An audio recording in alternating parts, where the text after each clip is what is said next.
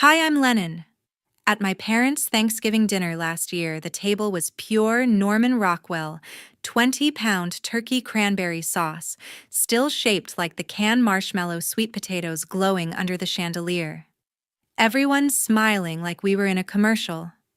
My 7-year-old son Rhett walked up holding the little handmade card he'd worked on for days, glitter crooked letters, tiny hand-drawn turkeys everywhere. He held it out with both hands, eyes shining, waiting for the same applause his cousin always gets. My dad took it, glanced once, and let it drop straight to the floor like it was nothing. Then he looked my little boy dead in the eye and said loud and clear, so no one at that table could pretend they didn't hear children who don't even know who their real father is don't get to call me Grandpa. The room stopped breathing. Forks froze midair. Someone's wine glass tipped and rolled red across the white cloth. Before I could even open my mouth, my 10-year-old daughter Blair shoved her chair back so hard it crashed against the wall.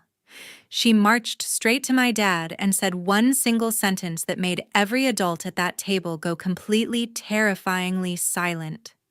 I still get goosebumps every time I remember it.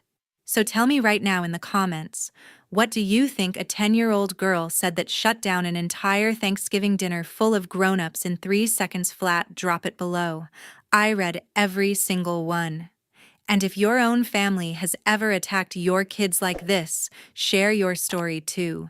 Hit subscribe because what happened next turned my entire world upside down forever. I'd been dreading the 45-minute drive from Philly to Cherry Hill all week. The Walt Whitman Bridge always feels like a threshold between my life and the one I left behind. Rain slicked the road that afternoon, wipers slapping rhythmically, blurring the Delaware River below. Blair fidgeted with her seatbelt in the back, humming some school song to keep Rhett calm. He pressed his nose to the window, asking for the 10th time if Grandpa would like his surprise. 4 years ago, Ryan was killed on I-95 when a tractor-trailer crossed the median just past the Girard Point Bridge. He was 32, coming home from a late shift at the engineering firm. Blair was 6 old enough to remember the police at the door. Rhett was 3 too young to understand why Daddy never came back from work. The life insurance payout landed at $2,940,000 after taxes. I stashed it in high-yield savings and a brokerage account planning for college funds and a house without ghosts. I never breathed a word of the exact figure to anyone. My parents found out anyway. Mom cornered me at the repast dinner 3 days after the funeral while casseroles cooled on the counter and relatives milled in the living room. Her eyes were already calculating, voice soft, but insistent. Ryan always took care of everybody, didn't he? I'm sure he made sure the whole family would be okay now, too.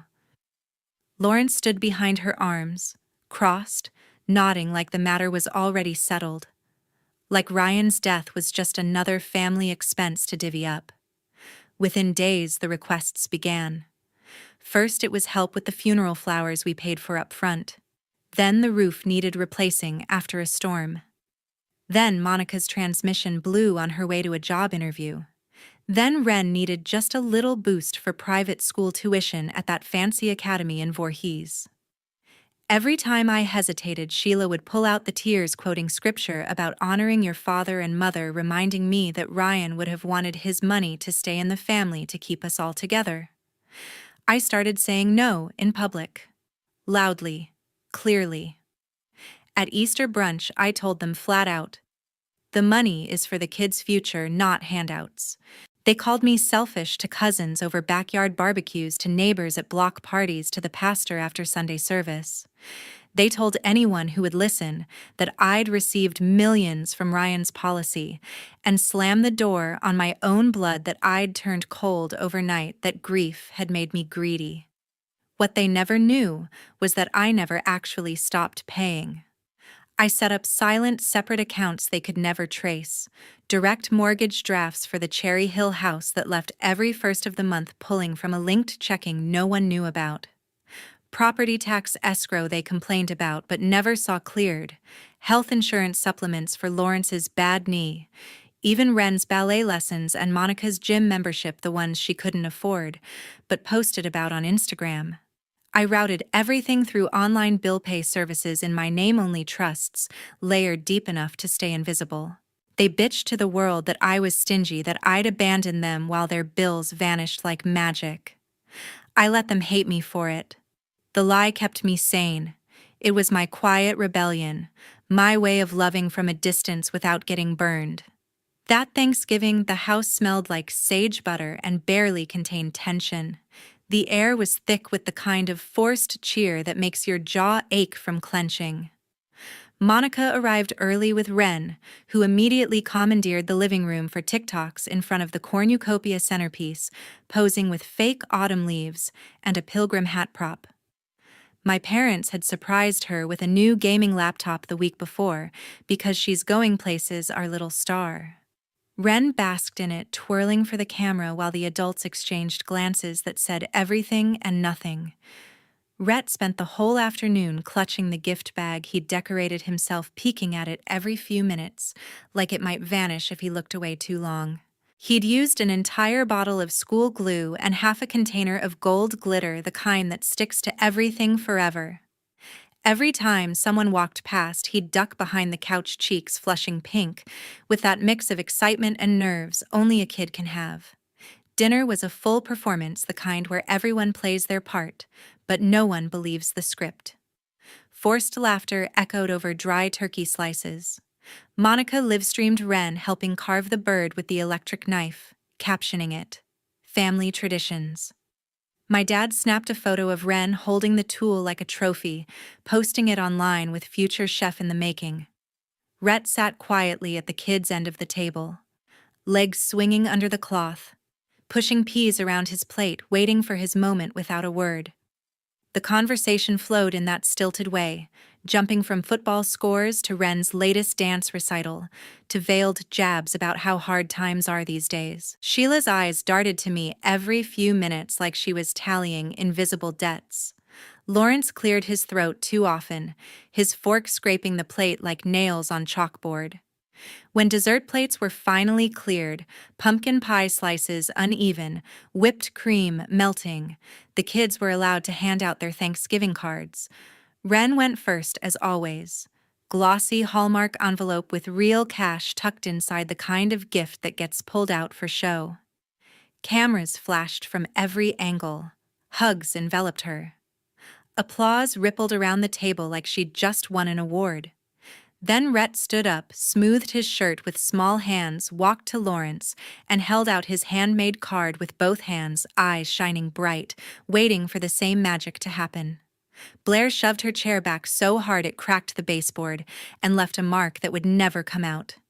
She was 10, all sharp elbows and blazing eyes, and in 4 furious steps, she was standing right next to Lawrence. She bent down, snatched the glitter-covered card Rhett had offered now, crumpled on the carpet, then marched to the head of the table and slammed her own drawing down so hard the silverware jumped. It was the family portrait she'd worked on every night after I thought she was asleep. Ryan in the center wearing the gray NASA hoodie he dyed in me on his left. Blair and Rhett on his right, all 4 of us holding hands under a bright orange autumn tree. In purple marker, she'd written across the top in capital letters, "My only real family." Blair locked eyes with my father, chin-high voice clear as a bell. "If my little brother isn't your grandson, then I'm not your granddaughter either, because I look even more like Daddy than he does." The room went dead. Sheila's wine glass tipped red, spreading across the white cloth like a crime scene. Monica's phone slipped from her hand and clattered onto her plate. Ren's fork froze halfway to her mouth. Lawrence's face cycled from red to purple. A knife slid off someone's plate and hit the floor with a metallic ring that echoed too loud. Rhett's bottom lip trembled. He looked up at me with huge eyes, waiting for me to fix it. I couldn't move. Lawrence leaned forward, voice low and venomous, but loud enough for everyone to hear. "You want to play this game?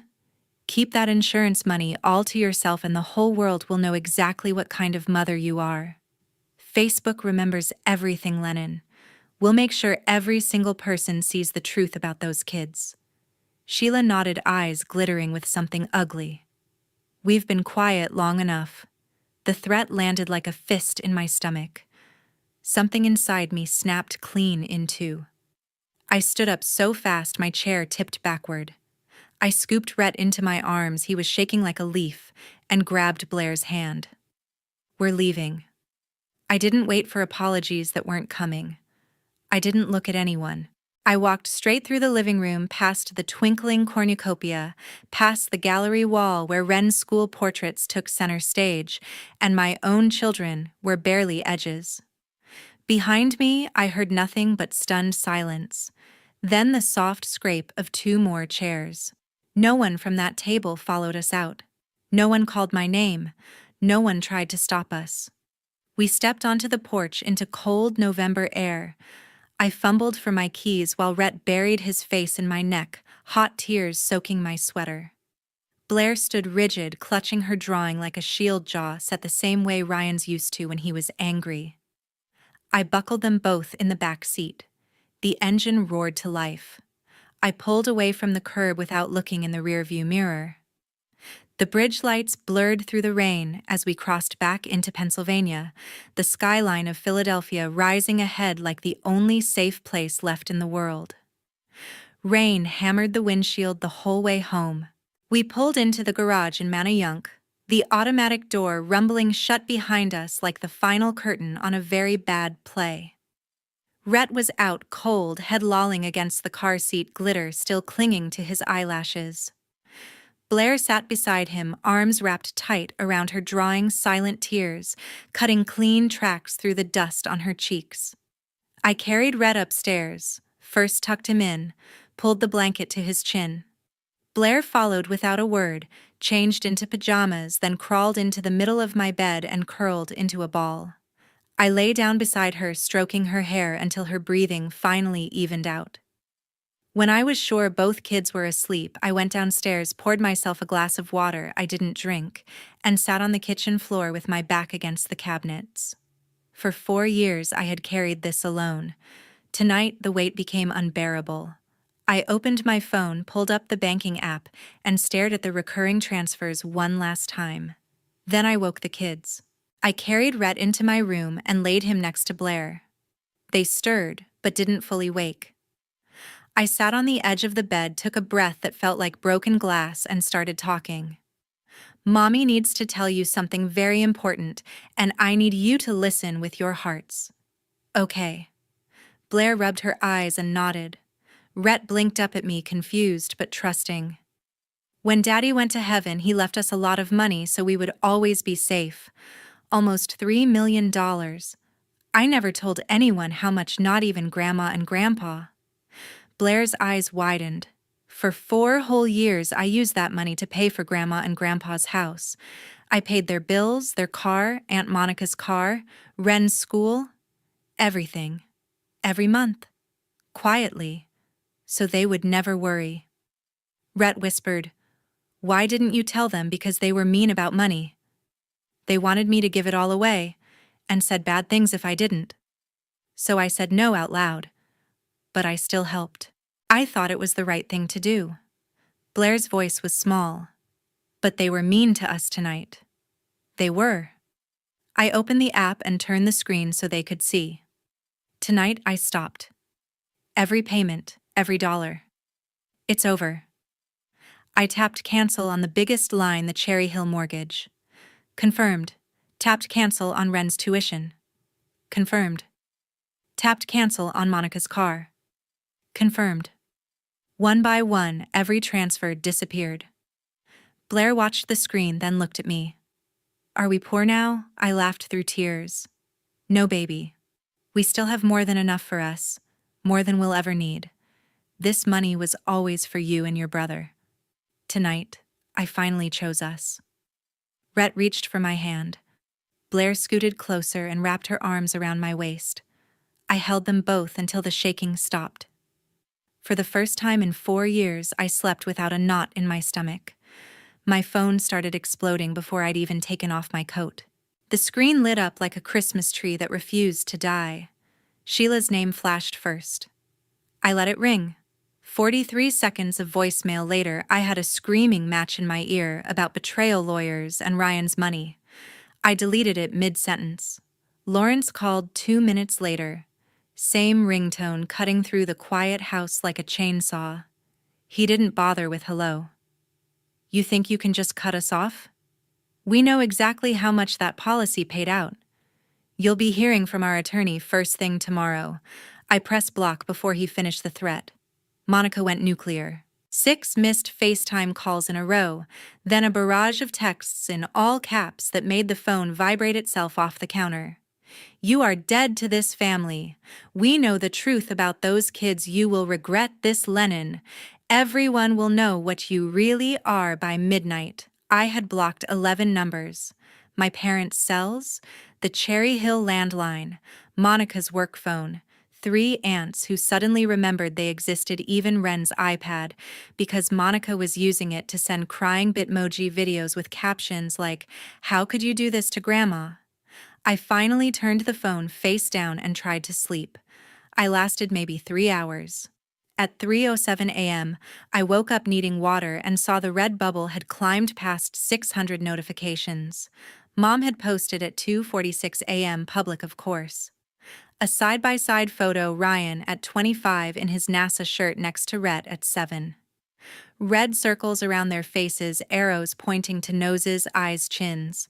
The caption was a wall of text that started with, "The truth is painful, but it must be told. These children bear absolutely no resemblance to my beloved late son-in-law Ryan, whom we all adored. We have quietly wondered for years. Lennon has now chosen money over blood. Please pray for us in this difficult time." Monica commented within 60 seconds, broken heart emoji, prayer hands, and a Bible verse about reaping what you sow. By sunrise, the post had 312 shares. By the time I made coffee, it was 843. The Cherry Hill Moms group with 42,000 members turned it into the longest thread I'd ever seen. The Presbyterian Women's Guild Sheila had chaired for 12 years started an official prayer chain titled "Healing for a Divided Family." Comments poured in faster than I could refresh. I always thought the little boy looked nothing like Ryan. Ryan was such a good man. This is heartbreaking. She's living off his insurance while lying to everyone. Someone needs to demand a DNA test for those poor babies. Explains why she never let us see the kids much. Classic gold digger move. I feel sick for Ryan's parents. Someone screenshotted my public Venmo history from years ago and posted it with the caption, "Living large on a dead man's money." Another user zoomed in on old Christmas photos, drawing red lines between Ryan's childhood face and Rhett's, declaring no match, not even close. The gossip jumped to the South Jersey parents and kids group with 38,000 members. A stranger posted baby pictures of Ryan next to Rhett with the caption, "You be the judge." Another wrote, "I feel so sorry for Ryan's real family. Someone call CPS." My inbox filled with fake sympathy and outright venom. A woman from Blair's swim team sent a prayer hand emoji and asked if everything was okay at home. A former coworker forwarded the post with thoughts and prayers and a side-eye emoji. Even the mom of Rhett's t-ball teammate texted, "Hey girl, people are saying some stuff. Just checking in." The phone kept vibrating on the nightstand like it had a pulse of its own. I scrolled until my eyes burned, stomach churning, every comment a fresh cut. Blair walked in looking for cereal and saw my face. "Mommy, why is Grandma saying mean things about you and Daddy on the internet?" I closed the laptop, pulled her onto my lap, and held on until she squirmed. That was when I stopped shaking and started planning. I sat alone in the dark living room, laptop glowing on my knees, the blue light the only thing cutting through the black. The house was silent except for the low hum of the refrigerator and the occasional creak of old wood settling. Rhett and Blair were finally asleep upstairs, exhausted from a day of pretending everything was normal. I hadn't slept more than 2 hours in 3 days. I opened a new browser tab and booked the first available appointment at a private DNA lab in Center City. No chain pharmacy kit, no mail order gamble. I wanted an accredited facility with chain of custody paperwork that would hold up anywhere. I paid the rush fee without blinking. 9 calendar days for results guaranteed. I drove the kids down the next morning. Blair rolled her eyes but held still while the tech swabbed her cheek. Rhett thought it was the coolest science experiment ever, asking if the cotton stick tasted like candy. I signed every form, paid in full, and walked out with sealed envelopes that felt heavier than gold. The wait was hell. Every notification ping made my stomach drop. Every new comment on Sheila's post felt like a fresh cut. I refreshed the lab portal 20 times a day. I printed Ryan's old photos from every age: newborn, hospital picture, kindergarten, graduation, high school, prom, the one from his 25th birthday, where he's grinning in that same crooked way Rhett does when he's trying not to laugh. 9 days later, the secure email arrived at 6:12 a.m. I opened it on the kitchen table while the coffee brewed. The kids were still asleep. The house was so quiet I could hear my own heartbeat. Probability of paternity: Ryan Matthew Carter to Blair Elizabeth Carter, 99.99999% probability of paternity. Ryan Matthew Carter to Rhett Matthew Carter, 99.99999%. The reports were 23 pages each, stamped, signed, notarized, impossible to argue with. I attached the full PDFs, redacted only the lab case numbers for privacy. Then I added 8 photos: Ryan at 3 months, 1 year, 5 years, 10 years, 15, 20, 25, 30. Every single one a mirror of my children at the same age. Same cowlick. Same dimples. Same hazel eyes that changed color in different light. I wrote one post. Public. No emojis. No exclamation points. To everyone who spent the last week calling my children names, spreading lies, and praying for my family to be torn apart. Here are the official paternity reports from an accredited laboratory with chain of custody documentation. Here are photos of their father at the exact same ages. My children are Ryan's. They always were. The only thing they inherited from certain relatives is the ability to spot cruelty when it's dressed up as concern. We are done explaining. I hit post at 7:03 a.m. By 7:15, the first "oh my god" comment started appearing under my post. By 8:00, Sheila's original thread was flooded with people tagging her, "You owe this woman an apology. Take this down. This is disgusting." By 9:00, the Cherry Hill group moderator deleted Sheila's post and banned her for violating community guidelines against targeted harassment. The Presbyterian Women's Guild removed her from every committee and deleted the prayer chain titled "Healing for a Divided Family." Someone leaked the minutes. Sheila's name was struck through in red.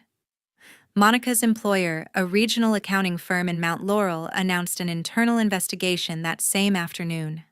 New Jersey Board of Accountancy rules are clear: public behavior that brings disrepute on the profession can trigger disciplinary action. She was placed on unpaid administrative leave pending review. Her LinkedIn went private by noon. The tide turned so fast it gave me whiplash. The same women who had written "Poor Ryan" 48 hours earlier were now posting crying emojis under my DNA post with captions like "Science doesn't lie" and "Those poor babies have been through enough." I didn't celebrate. I just closed the laptop, made pancakes shaped like dinosaurs, and let my kids eat them in their pajamas while the world outside finally shut up. A quiet Wednesday morning, an 805 area code flashed on my screen. I almost let it go to voicemail. The number was California. I didn't know anyone in California anymore. I answered anyway.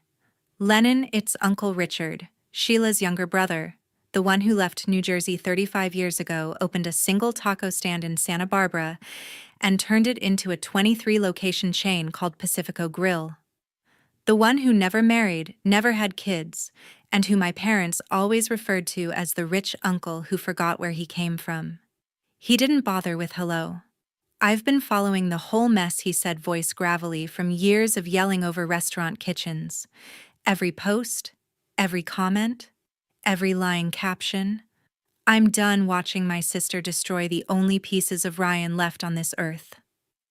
I stayed silent. I flew to my estate attorney in Montecito on Monday. Sat in his office for 4 hours, signed a brand new will and trust yesterday morning in front of 2 notaries and a junior partner. Everything is airtight. He paused like he wanted the weight to land. My net worth is $24 million liquid after taxes and debts. No spouse, no children. Everyone always assumed it would go to Sheila and Lawrence when I'm gone. Not one penny anymore. My breath caught. The new sole beneficiaries are you, Blair and Rhett. If I drop dead tomorrow, the money goes into an irrevocable trust with you as trustee. The restaurants, the real estate, the investment accounts, all of it. I gripped the phone tighter. There's more. I already wired $3 million this morning into 2 separate 529 college savings plans, $1.5 million each for Blair and Rhett. California law lets me fund 529s for anyone I choose. The money is theirs today, growing tax-free for tuition, books, room and board, whatever they need from now until grad school. He sent screenshots while we were still on the line. The trust documents notarized dated yesterday. The 529 confirmation emails showing exactly $1,500,000 in each child's name. Then he sent one final image to the family group chat that still existed like a ghost, the one with Sheila, Lawrence, Monica, a dozen cousins, and now me. It was a single page from the new will, Article 5, Disinheritance. I intentionally make no provision for my sister, Sheila Marie Carter, her husband, Lawrence Carter, or their daughter, Monica Carter, for reasons personally known to them. Underneath, Richard had typed, "This is what happens when you try to erase my great-niece and great-nephew for money. Happy Thanksgiving, sis." The chat detonated. Sheila sent 23 voice notes in a row, screaming, crying, calling him Judas. Lawrence typed in all caps about lawsuits and undue influence. Monica threatened to contest the will, claiming Richard was mentally incompetent. 3 cousins left the chat immediately. 2 more sent private messages asking if they were still in the will. Richard stayed on the line with me. I'm selling the flagship location in Santa Barbara and moving back east next month. The kids deserve an uncle who shows up. And I'm tired of ocean views when my real family is here. I started crying so hard I couldn't speak. He laughed softly, the same laugh Ryan used to have when he was genuinely happy. Stop thanking me, kiddo. Ryan was the closest thing I ever had to a son. Those 2 little ones are the only blood of his walking around. This is what family does. The next autumn, golden leaves blanketed the lawn of the Cherry Hill house one last time. The foreclosure sign went up in February. Sheila and Lawrence had missed 6 consecutive mortgage payments after my autopays vanished. The bank sold the 4-bedroom colonial at sheriff's auction for $40,000 less than they owed. The moving truck came on a rainy Tuesday. Neighbors watched from behind curtains as my parents loaded 30 years of furniture into a single U-Haul and drove away. They now rent a 1-bedroom apartment above a check-cashing place in Camden, the kind with security gates and a permanent smell of fried onions in the hallway. Monica's accounting license was suspended for 6 months after the state board found her social media posts violated professional conduct rules. The firm let her go the same week. She works the night shift at a Wawa on Black Horse Pike, scanning lottery tickets and energy drinks under fluorescent lights until 2 in the morning. Her Instagram, once full of Ren's dance recitals and beach vacations, is now private and silent. Richard closed the sale of his flagship Santa Barbara location in June. The moving van arrived in August. He bought the house next door to ours on the main line, a 6-bedroom stone colonial with a pool and a treehouse already in the backyard. He turned the basement into a game room for the kids and the attic into a guest suite he never uses because he's always at our place. The trust he created is now worth $24,312,000 and growing. The 529 plans have crossed 3,800,000 combined. Blair wants to study marine biology. Rhett wants to build rockets like his dad. They can do both twice if they want. We spend weekends cooking massive Sunday dinners. Richard makes the best carnitas east of the Mississippi. The kids call him Poppy Rich. He taught Rhett how to flip tortillas without burning his fingers, and Blair how to negotiate like a shark. At night, he reads them the same bedtime stories Ryan loved when he was little. I blocked every number from the old life. No forwarded mail, no accidental Facebook memories, no birthday cards returned to sender. The silence is perfect. Sometimes I drive past the old Cherry Hill house when I'm in the neighborhood for Blair's orthodontist. New owners painted the front door navy and hung a tire swing where Sheila's plastic reindeer used to stand. Kids' bikes litter the driveway. The place looks lighter, like it's breathing again. I never feel guilty. Blood doesn't earn the right to hurt you. Love isn't owed just because someone gave birth to you. Family is the people who fly 3,000 miles to stand in your kitchen and say, "Those babies are mine now too." Family is the uncle who rewrites his entire life to protect children who share his blood but never asked for his money. Family is choosing every single day to show up to listen to love without conditions. And for the first time in my entire life, I have exactly that.